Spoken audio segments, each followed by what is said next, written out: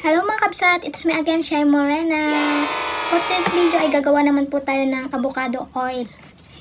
May avocado na po ako dito.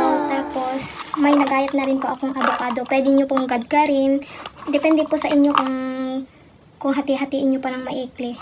So ito na yung lalagay natin sa bottle. Kung may bottle po kayong maliit, pwede nyo pong ilagay. So lagay ko natin lahat. Pwede po kayong, kung ayaw nyo ng oil, pwede pong alcohol, at saka pwede na rin po yung olive oil. Yun po ang lalagay nyo. Tapos lalagyan po natin ng oil ito.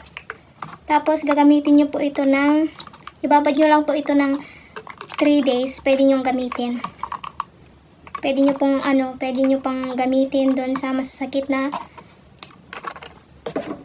sa katawan.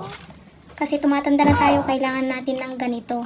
So, wala yung oil natin. Pero, lalagyan ko mamaya ito ng oil.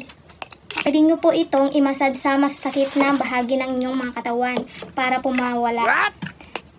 Sa mga nakaranas na ng gumawa ng ganito, effective po ba yung paggawa po ninyo ng ganito? Paki-comment down below po.